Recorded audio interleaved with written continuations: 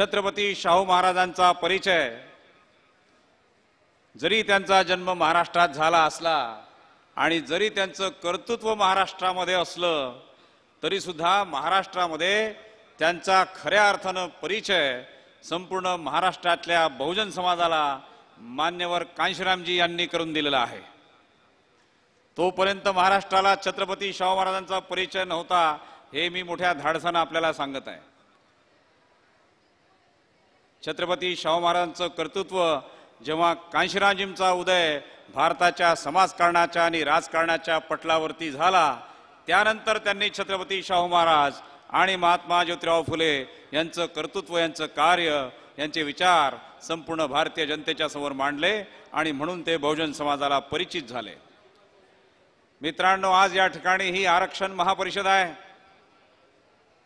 आपल्याकडे बघून जे दुसरे लोक आहेत ते म्हणतात हे नेहमी आरक्षणाची बात करतात, हे नेहमी आरक्षणाची भाषा करतात।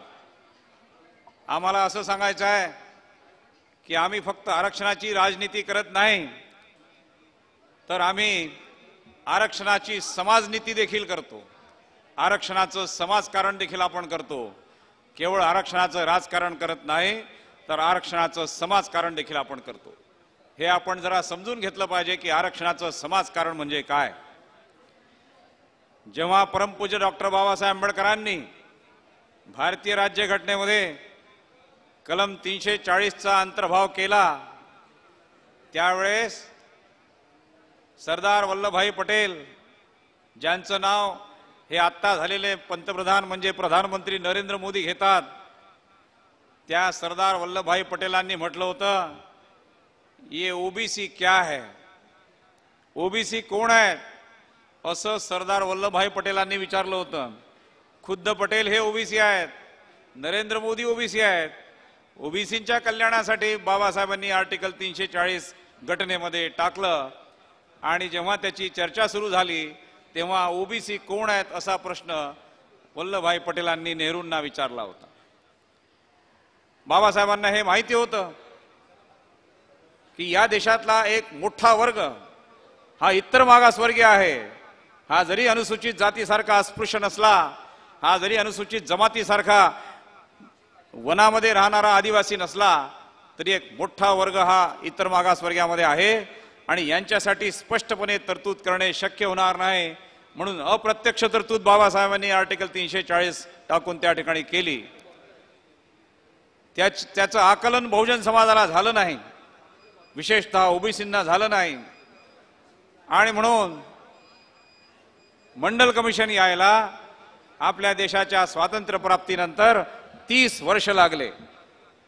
30 वर्षानंतर मंडल कमिशन लागू झालं, त्याची अंमलबजावणी करायला पुढचे 10 वर्ष लागले आणि अशा रीतीनं मंडल कमिशन जेव्हा लागू झालं तेव्हा ओबीसी वर्ग म्हणजे इतर मागासवर्गीयांनी या मंडल कमिशनच्या विरुद्ध आंदोलन केले।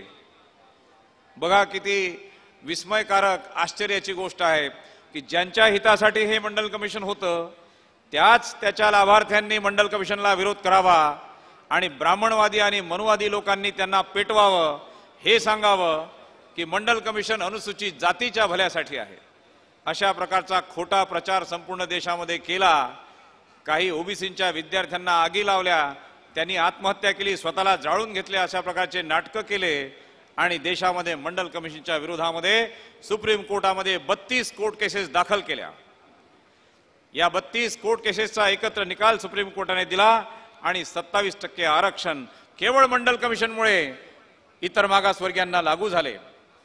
मंडल कमिशनची अंमलबजावणी करावी म्हणून आपल्या देशामध्ये जे राजकीय पक्ष आहेत या राजकीय पक्षांनी आंदोलन केले नाही। फक्त एकाच व्यक्तीने दिल्लीच्या जंतर मंतरवरती महिनाभर आंदोलन केले आणि ते व्यक्ती म्हणजे मान्यवर कांशीरामजी होत आणि म्हणून मंडल कमिशनच्या अंमलबजावणीमध्ये कांशीरामजीचा सर्वात मोठा सिंहाचा वाटा आहे। मित्रांनो, आता ही आरक्षणाच्या कवेमध्ये घेण्याची लढाई आता थोडीशी विस्तारली आहे।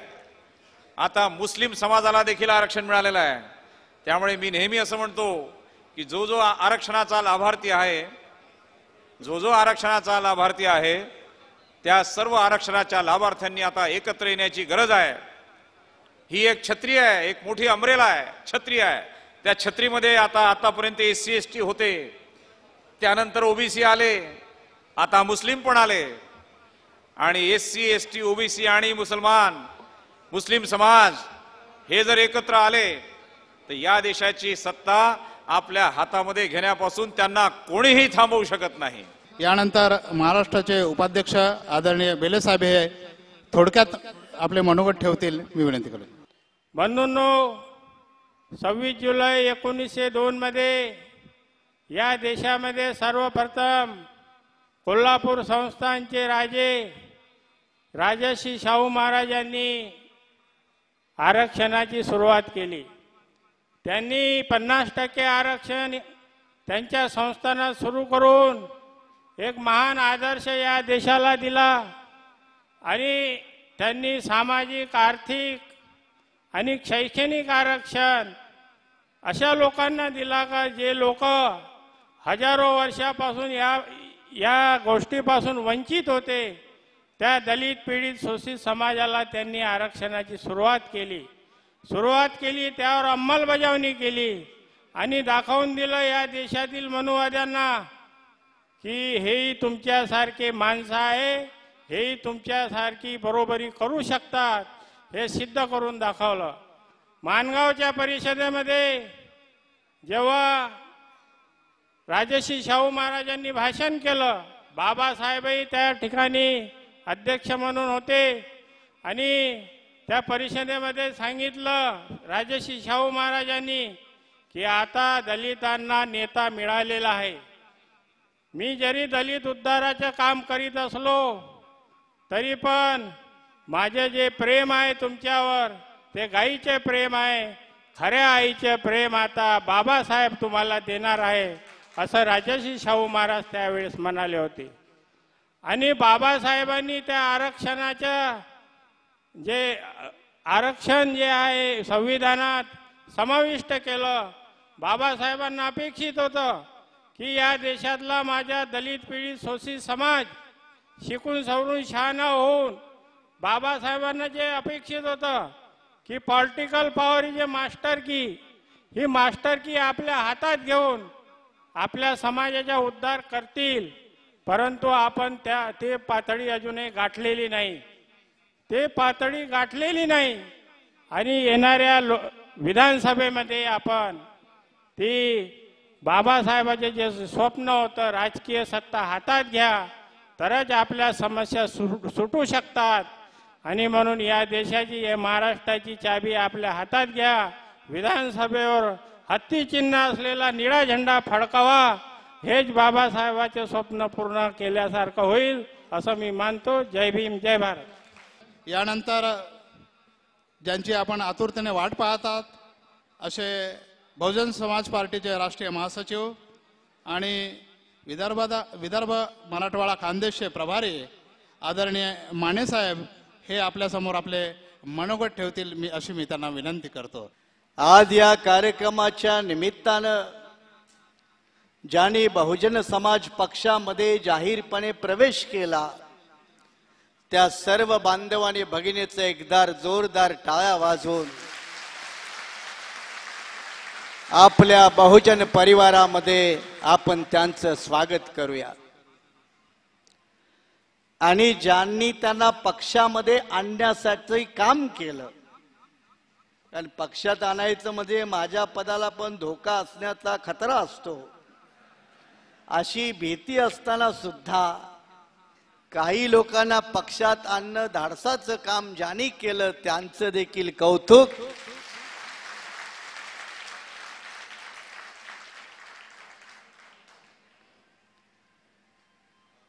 26 जुलै आज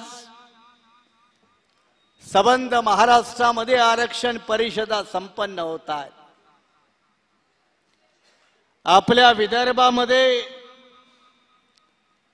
येणारे आणखी 2 दिवस तुम्ही मतदाराशी संपर्क अभियान राबवणार आहात आणि येत्या 30 तारखेला पहिल्यांदाच विदर्भाच्या सर्व 11 जिल्ह्यामध्ये स्वतंत्र विदर्भाचं आंदोलन बहुजन समाज पक्ष स्वतःच्या ताकदीवरती उभं करणारा आहे.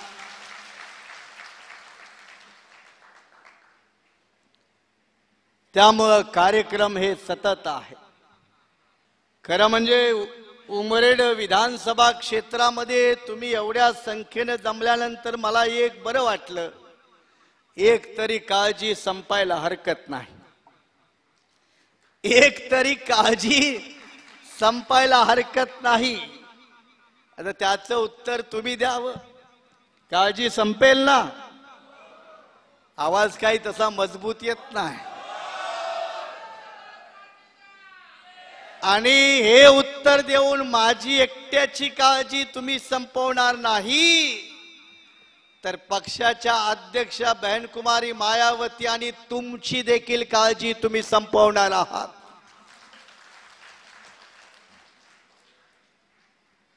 आरक्षण परिषद आम्ही काय म्हणून करावी? आमच्या अनेक वक्त्यांनी सांगितलं की आरक्षण दिलं शाहूराजांनी, तो आदर्श आमचा राजा, ज्याला धेडांचा राजा म्हटलं, ज्या राजाच्या विरोधात इंग्रजाकडे तक्रार केली, पण तो राजा डगमगला नाही. स्पष्टपणे म्हणाला, बहुजनाच्या उद्धाराचं काम मी हातामध्ये घेतलेलं आहे, त्याच्यासाठी माझं राज्य गेलं तरी चालेल, पण बहुजन उद्धाराचं मी काम सोडणार नाही. आरक्षण आमची निर्मिती नाही. बरेच लोक आरक्षण म्हटलं की बाबासाहेबाकडे बघतात, दलिताकडे बघतात. पूर्वी ओबीसी ही बघत होता आणि मराठाही बघत होता. ओबीसीला लवकर कळालं मंडलच्या माध्यमातून, मराठ्यांना आत्ता कळायला लागलं. वाटकरी घेऊन उभे राहिले लाईन मध्ये, अरे आम्हालाही द्या बाबा थोडस. आमचा एक कांबळे नावाचा कार्यकर्ता म्हणतो, आयुष्यभर मराठी आम्हाला सिनियर राहिले रिझर्वेशनच्या बाबतीत, तरी त्यांच्या बाबतीत मी सिनियर, तो माझा ज्युनियर. 26 जुलैला दिलं, पण त्याच्या अगोदरही आरक्षण इथं दिलं, ते काय आम्ही नाही दिलं. जेव्हा तुम्ही 4 वर्ण करून या देशातील माणसाला वाटलं आणि ब्राह्मणाला सांगितलं हे 100% आरक्षण तुझं लिहिण्या वाचण्याचं सगळं अभ्यास करण्याचं, आम्ही सगळे बैताड लोक जाहीर केलं. तुम्ही क्षत्रियाला सांगितलं तू फार मोठा मर्दुमकीवाला, पण म्हणे क्षत्रियाने या देशाचं रक्षण करावं. मुठभर रक्षे क्षत्रिय लोक काय देशाचं रक्षण केलं? गजनी आला, गुलाम आला, खिलजी आला, सगळं आया, सय्यद आला, लोधी आला, इंग्रज आले, फ्रेंच आले, डच आले. भारताची अवस्था कुणी यावं आणि टपली मारून जावं अशी जगाच्या व्यासपीठावर या ब्राह्मणी व्यवस्थेनं केली. बाबासाहेब म्हणाले, अरे महाराम मांगाच्या हातामध्ये हत्यार ठेवला असतं तर हा देश कधी गुलाम झाला नसता. हे तुम्ही आरक्षण. वैश्याला सांगितलं ट्रेड आणि कॉमर्स तू चालव, आणि मग 1950 ते 80 पर्यंत भारताचा विकास दर हा 3% पुढे गेला नाही. ज्याला भारतातील अर्थतज्ञ, ब्राह्मणी अर्थतज्ञ, याला हिंदू विकास दर म्हणतात. तो हिंदू विकास दर हा 3% वरती 50 ते 80 पर्यंत गेला नाही. त्याला ब्राह्मणी व्यवस्था, चातुर्वर्ण व्यवस्था, जातीची व्यवस्था जबाबदार. ते आरक्षण आम्ही नाही निर्माण केलं. आणि मग शूद्र अतिशूद्र आम्ही तर गाव कुसा बाहेरचे सफाई खात्यातले सगळे कामगार, कोई अछूत, जिसका कोई चेहरा न देखे, जिसको कोई हाथ न लगाए, ये सारे बाइकॉटेड लोग, इनको वंचित रखने का 100% आरक्षण तुम लोगों ने किया, हम लोगों ने नहीं किया. और तुम्हारे ये आरक्षण से देश का सत्यानाश हुआ. भारत आज पूरे ग्लोबल लेवल पे बैकवर्ड नजर आता है, कमजोर नजर आता है. तो इस देश का चातुर्वर्ण और जाति व्यवस्था सबसे बड़ी जिम्मेदार है, जिसने बहुत से लोगों को डेवलप होने का, विकसित होने का मौका नहीं दिया और चंद लोगों को आरक्षण दिया. महात्मा फुले आमचा पहिला आरक्षणाचा उद्गाता. इंग्रज आले, इंग्रज थोडे लिबरल होते. महात्मा फुले भेटले इंग्रजाला पुण्यामध्ये आणि म्हणाले, राणीचं राज्य असेल पण इथलं राज्य कुणाच्या हातात आहे? फुले म्हणाले, सत्ता तुझी राणीबाई, चहूकडे ब्राह्मणशाही. कुणी शिरस्तेदार, कुणी कुलकर्णी, कुणी सावकार, सारे भटत अंमलदार, करती शूद्रावरती कहर. राणी हे तर आंधळे सरकार, राणी हे तर आंधळे सरकार. फुल्यांनी सांगितलं सरकार कुणाचं, आणि मग फुल्यांनी सांगितलं शूद्र अतिशूद्राला सरकारी नोकऱ्या द्या, शिक्षणामध्ये संधी द्या, मान स्वाभिमानानं जीवन जगण्याची संधी द्या. फुले म्हणाले 50% आरक्षण शूद्र अतिशूद्रांना द्या. फुल्यांनी इंग्रजाकडे मागणी केली. फुल्यांचं निधन झालं आणि फुल्यांची पताका राजर्षी शाहू महाराजांच्या खांद्यावरती आली. 700 राजे होते संबंध भारतामध्ये. त्या 700 राजातला एक राजा ज्यानं महात्मा ज्योतिबा फुल्यांचं ऐकलं आणि आम्हाला 26 जुलै 1902 रोजी ब्राह्मणेतर समाजाला 50% आरक्षण दिलं. आरक्षण देणारा, आमच्यासाठी आरक्षण देणारा आमचा देशातला एकमेव आदर्श राजा, पहिला आदर्श राजा राजर्षी शाहूजी महाराज.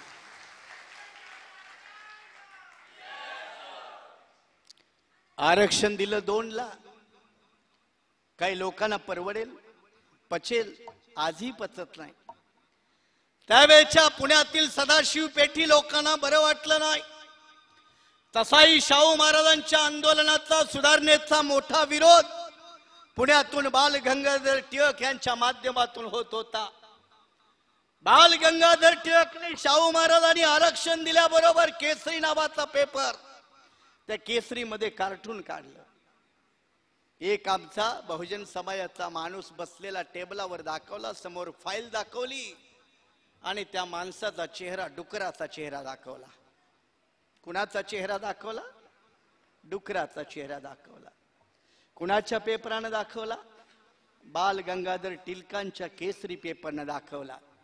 कोणता केसरी पेपर? ज्या केसरी पेपरनं बहुजन बहिष्कृत हितकारिणी सभेची ऍडव्हर्टाईज देण्याची नाकारलेली होती बाबासाहेबांच्या. शाहू महाराजांच्या धोरणाच्या विरुद्ध टिळकांनी पाऊल उचललं. आता त्याच टिळकांना आम्ही सगळे आपले महाराष्ट्रातील तेली तांबोई, माई, शिंपी, साई आम्ही म्हणतो. तेली तांबोईचे पुढारी म्हणजे बाल गंगाधर टिळक म्हणतो ना, म्हणता की नाही? तुम्हाला पटो न पटो म्हटलं जातं ना. तेली तांबोईचे पुढारी बाल गंगाधर टिळक. तर हे बाल गंगाधर टिळकाविषयी आम्हालाही शाळेत असताना फार मोठा स्वाभिमान असायचा. शाळेमध्ये मास्तर शिकवायचा, स्वराज्य माझा जन्मसिद्ध हक्क आहे आणि तो मिळवणारच. आणि बाल गंगाधर टिळक 15 ऑगस्ट 26 जानेवारीला आमची छाती फुटेपर्यंत आम्ही ते म्हणायचो. त्याला फारसं काय कळत नव्हतं.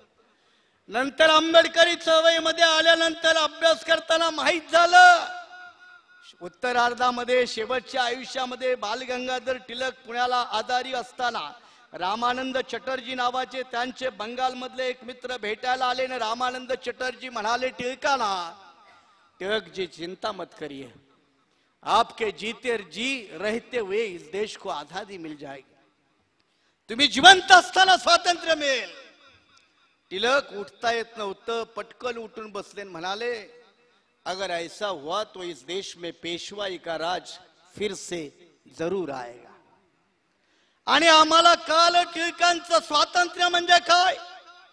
तो वो पेशवा का राज जिस पेशवा के राज में शूद्र अतिशूद्र को कोई जगह नहीं थी. उनके गले में थूकने के लिए मटका रखा था, पीछे झाड़ू रखा था. अमानवीय दास्ता की निशानी दुनिया के किसी इतिहास के किसी कोने में नहीं थी. वो पेशवा को अनमानवीयता का राज जिसने दिखाया था उसका सपना टिळक देख रहा था.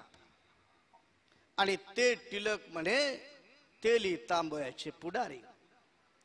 1922 साली केंद्रीय मंत्रिमंडळामध्ये बहुजन समाजाला विधिमंडळातलं प्रतिनिधित्व द्यावं म्हणून सेंट्रल लेजिस्लेचर मध्ये एक बिल आलं. त्या बिलामध्ये आपल्या बहुजन समाजातल्या माणसाला प्रतिनिधित्व मिळणार होतं. टिळकांनी आपली जात दाखवली, म्हणाली तेल्या तांबव्यांना जाऊन संसदेत काय करायचं आहे, तेल्याना जाऊन काय हातामध्ये तागडी धरायची आहे, शिंप्याला जाऊन काय कापड कापायचे आहेत, कुणब्याला नांगर धरायचा आहे. तुमची कामं नाहीत, आमची. तुम्हाला हे झेपणार नाही. टिळकांनी त्यावेळेला म्हणावं, 1922 साली म्हणावं. 24च्या दरम्यान टिळकाच्या या वक्तव्यावरती आमची वारकरी माणसं, बहुजन समाजातील माणसं, जे नेहमी विठोबाचा गजर गात आपल्या आयुष्याची पताका पुढे वाहत नेत असतात, त्या वारकरी लोकांनी या टिळकांच्या वक्तव्यावरती कर्नाटकामधल्या अथणी या गावी जाहीर निषेध सभा घेतली. आणि वारकरी म्हणाला, एक सात्विक संतापाने म्हणाला, टिळक आमच्या समाजाला सुधरू देत नाहीत, तेली तांबव्याला कुणबी मायाला सुधरू देत नाहीत, शिंपी साळी आगरी भंडाऱ्याला सुधरू देत नाहीत, बहुजन समाजाच्या माणसाला टिळक सुधरू देत नाहीत. टिळकांचं टाळकं टाळानं फोडलं पाहिजे, असंच तो वारकरी माणूस म्हणाला. कारण त्यांच्या हातात काही तलवारी बिलवारी नव्हत्या. ते बिचारे वारकरी माणसं टाळकुटीत आयुष्य घालवतात, म्हणे टाळकं टाळानं फोडलं पाहिजे. मग आता मराठा समाजाची कुठली आकडेवारी होती हो? मराठा समाजाची कुठली आकडेवारी होती?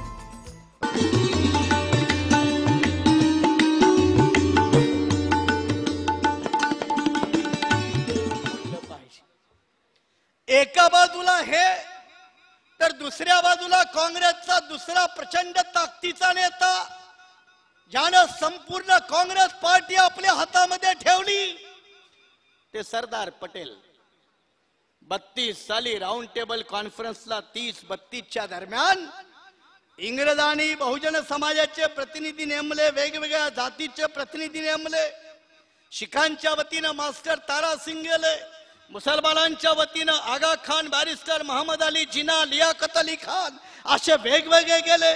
अस्पृश्यांच्या वतीनं बाबासाहेब आंबेडकर, राव बहादूर रट्टेमल, श्रीनिवासन अशी सगळी मंडळी गेली.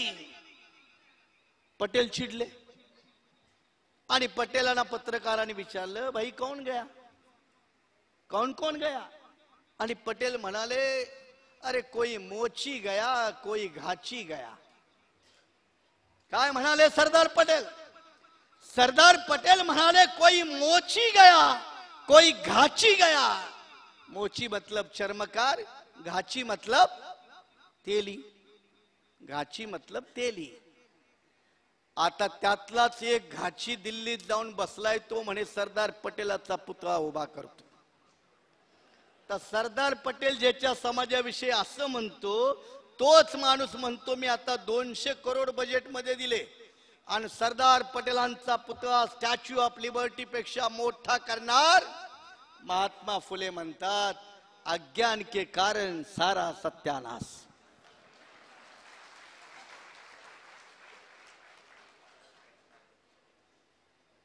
बाबासाहेब आंबेडकरांनी आंदोलन घेतलं आणि घटना समितीवरती स्वतःच्या अटीवरती, कंडिशनवरती गेले. ब्राह्मणी लोक, काँग्रेसचे लोक, काँग्रेसचे बुद्धिमान लोक, काँग्रेसचे पत्रकार लोक फार दलालीपणा करतात, बुद्धिभेद करतात. बाबासाहेब काँग्रेसच्या आधारावरती गेले अशी मांडणी करतात.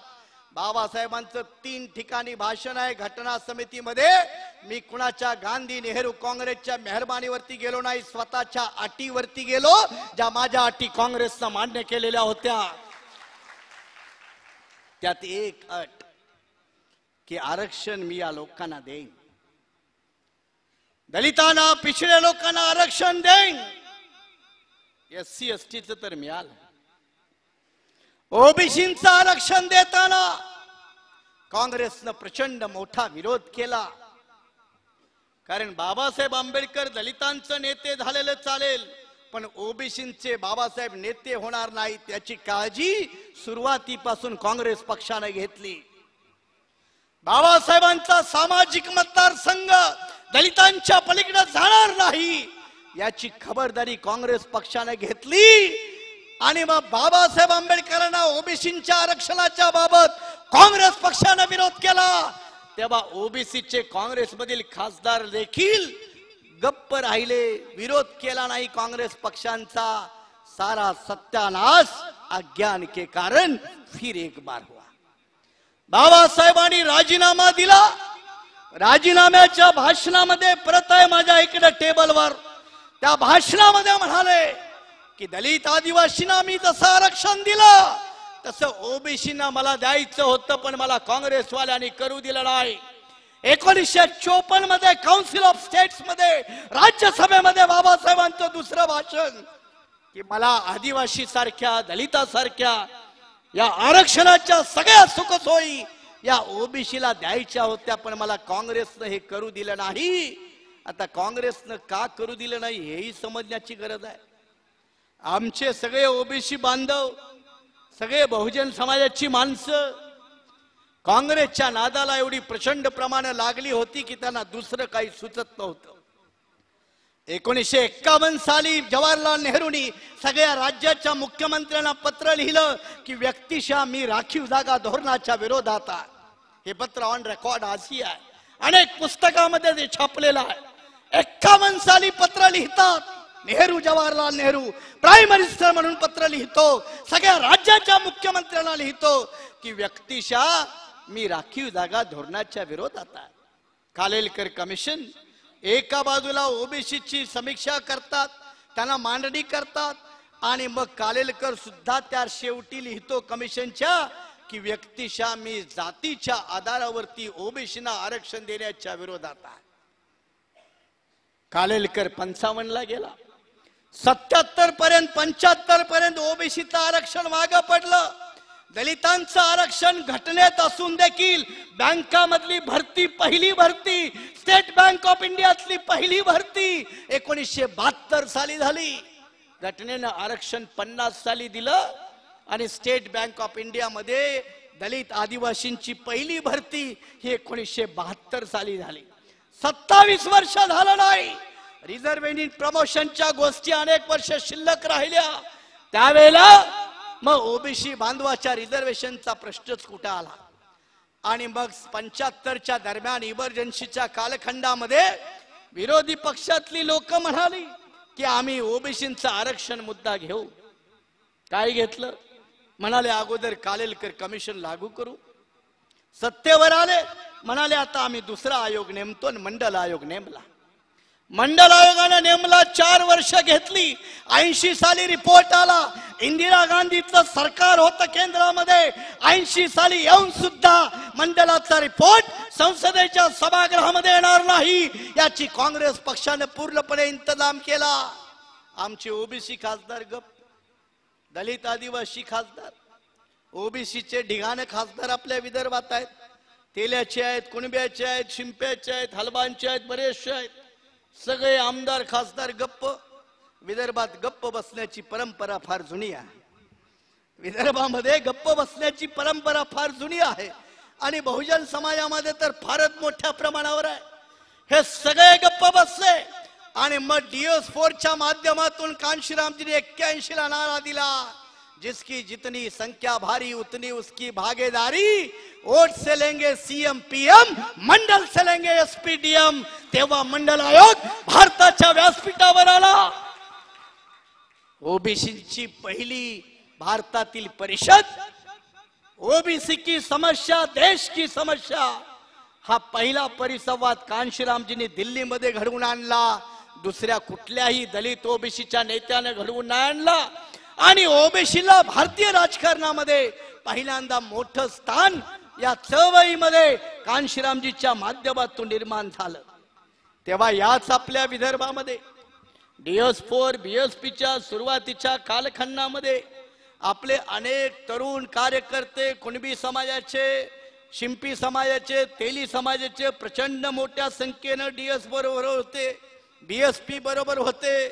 अरे कुणबी माई, तेली, शिंपी सायाच्या पोरा, तुला झोप कशी लागते, अशा प्रकारची गीतं या विदर्भाच्या मातीमध्ये BSP DS4च्या माध्यमातून प्रचंड झंझावात उभा होता. काय झालं? काँग्रेस पक्षाने कधी साथ दिली नाही. आणि मग नव्या पिढीतला आमचा ओबीसी तरुण हिंदू म्हणून भटकला गेला आणि ज्यांनी आयुष्यभर आपल्या विदर्भाला विरोध केला त्या विदर्भ नावाच्या विदर्भ विरोधी संघटनेमध्ये शिवसेनेमध्ये पताका हिंदू म्हणून आपल्या खांद्यावरती घेऊन हिंदूच्या आंदोलनामध्ये समाविष्ट झाला आणि ओबीसी आंदोलनाला पुन्हा उतरती का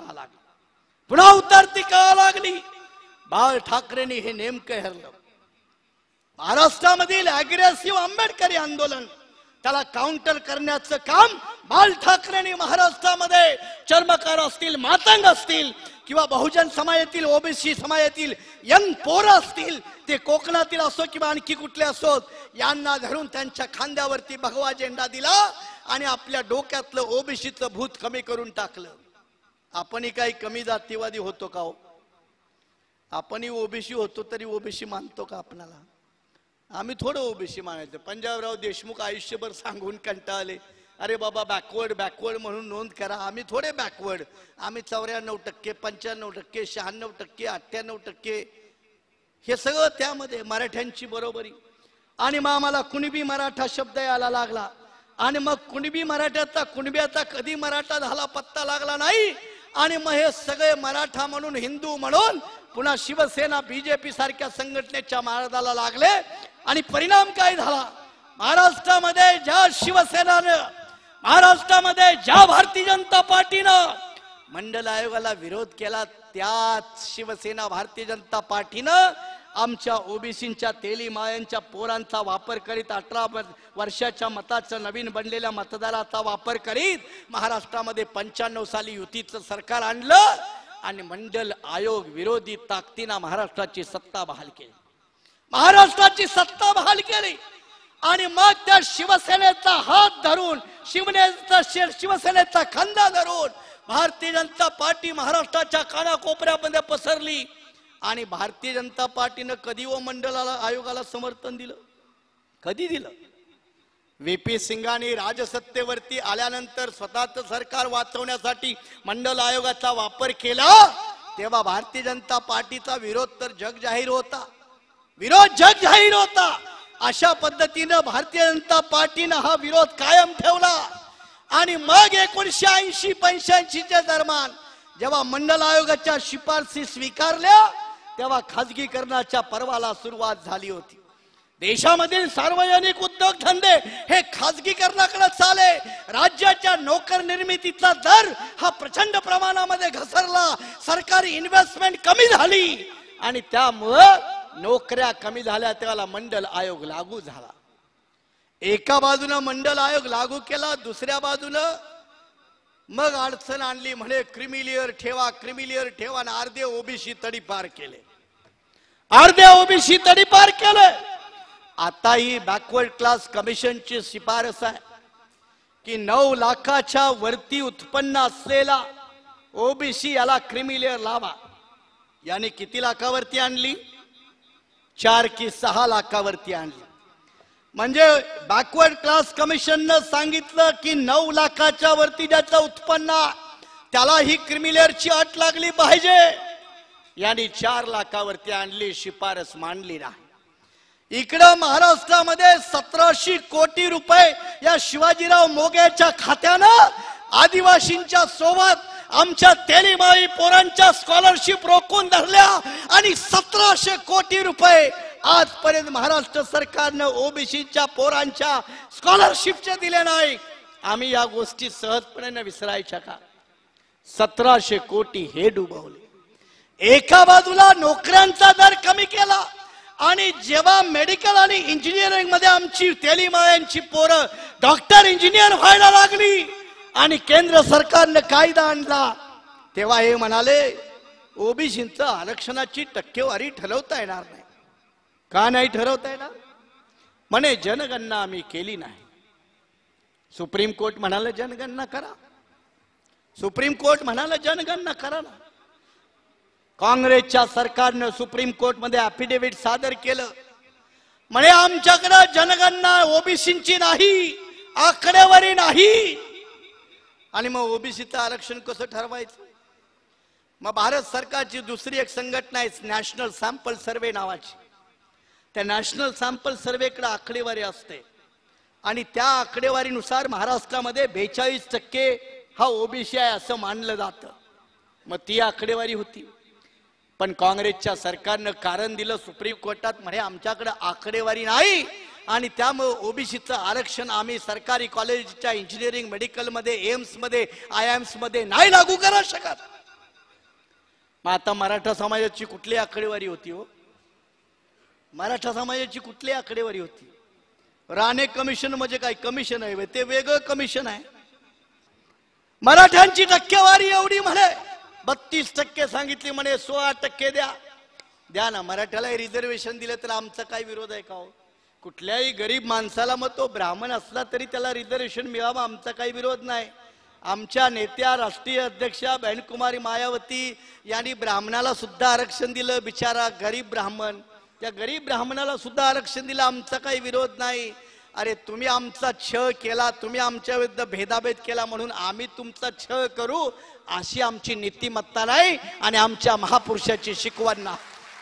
मायावतीनं तुम्हाला आरक्षण दिलं, 10% दिलं, ओबीसीना दिलं, मराठ्यांना दिलं, उच्चभ्रू जातीला दिलं, यांनी दिलं. मराठ्याला निवडणूक तोंडावर आली ते दिलं म्हणे 32% लोकसंख्या, मग 16%, आणि हे सगळं मिळून म्हणे 73% झालं. मग राहिलं 27% आरक्षण. मग 27% कोणासाठी सोडलं? आणि बाबासाहेब म्हणूनच म्हणाले 24 सप्टेंबर 1944 मद्रासला की थोड्याशा नोकऱ्या किंवा सवलतीसाठी माझा लढा नाही. माझ्या चळवळीचं ते अंतिम ध्येय नाही.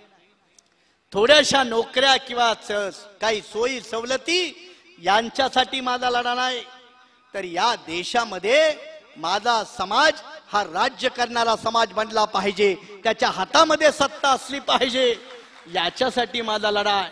त्यामुळे आरक्षण हे काय आमचं परमनंट ध्येय नाही. कुणाला कुबड्या हवेत परमनंट? अरे आमच्याही पोरांना मोकळ्या मार्केटमध्ये तुमच्या सो कॉल मेरिटोरियस पोरांच्या बरोबर स्पर्धा करायला आवडते आणि आमच्या पोरांचंही मेरिट काही तुमच्या पोराच्या पेक्षा कमी नाही हो. 12वीला असो, ग्रॅज्युएटला असो, तुमचा 94 असतो तर आमचा 92-93 वर असतो. काही फार फरक नाही. 50 वर्षामध्ये एवढा हिस्टॉरिकल बॅकलॉग आम्ही भरून काढला. येणाऱ्या 10 वर्षामध्ये बॅकलॉगचं सोडा, तुमच्या पोराला सुद्धा आमची तेली तांबोयाची, दलितांची, आदिवासीची पोरं मागे टाकतील. हा एवढा त्यांचा झपाट्यानं वेग आहे.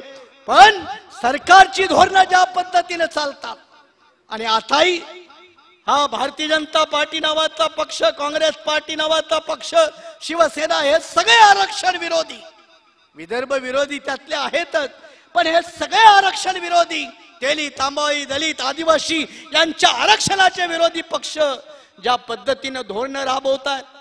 मराठ्याला दिलं म्हणून म्हणे आता धनगरांना द्या.